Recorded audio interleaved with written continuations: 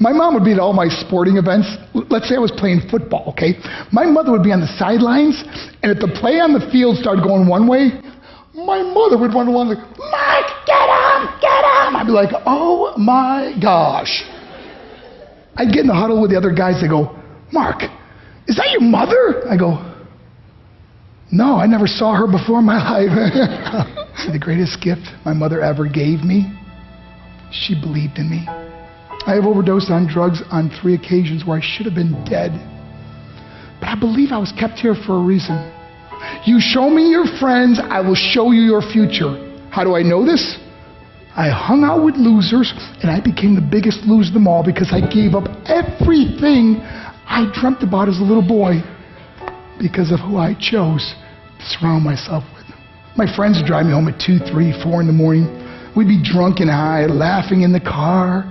We'd pull up in front of my house in New York. They go, Mark, the light's on. I go, oh man, my mother's up. See, my mom wouldn't go to bed until she knew her son was still alive.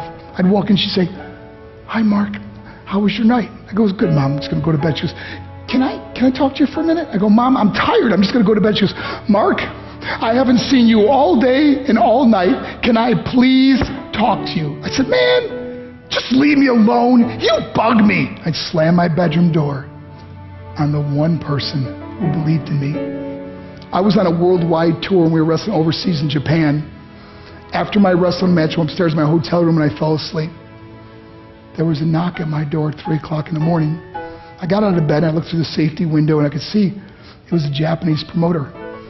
So I opened the door and he said, Mark, you need to call home. There's been an emergency. I went and got on the hotel room phone. I called back to the United States and said, hey, what's going on? They said, Mark, I don't know how to tell you this. I said, just tell me what happened. All of a sudden they started crying. They go, Mark, I can't tell you. I said, just say it. They said, Mark, your mother died. I just threw the phone down. I ran out of my hotel room. I took the elevator to the lobby, and when the doors opened up, I just ran out into the street. I mean, there was no cars, there was no people. It was 3 o'clock in the morning. And I walked down the middle of a street in Hiroshima, Japan, and I remember looking up and just saying, Mom, I am so sorry. I flew home for her funeral, and I was so nervous to walk up to her casket, so I just stood way in the back. And I kept looking from a distance. I kept thinking to myself, Mom, please wake up. Please get up. And then I finally got the nerve to walk up to her. And as I got closer, I could see my mom for the first time. I mean, she was so beautiful. She was dressed in white. I mean, she looked like an angel. And I just stood over and I said, Mom, you are my hero. Everything I am, everything I hope to be was because of you. You loved me so much. You gave me a life. You're the only one that ever believed in me. How did I repay her?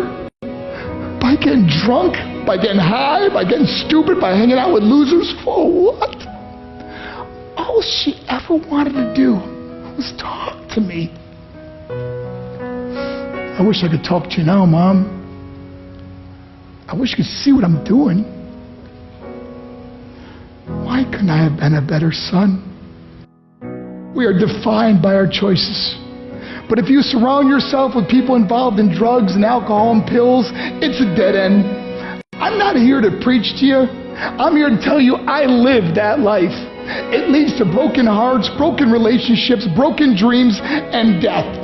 For what? To get high? If you have a mother or a father, when you go home, tell them how much you love them.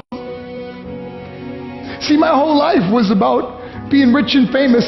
I had to be a millionaire. I had to win the race. I had to win the race at the expense of my marriage, my family, my friends. For what?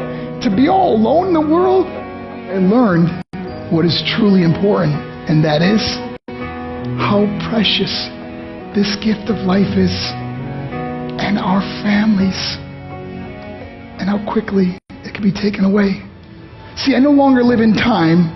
I live in moments. See, it's not what's in your pocket that matters. It's what's in your heart that truly matters. Love Love is just a word until somebody comes along and gives it meaning. You're the meaning.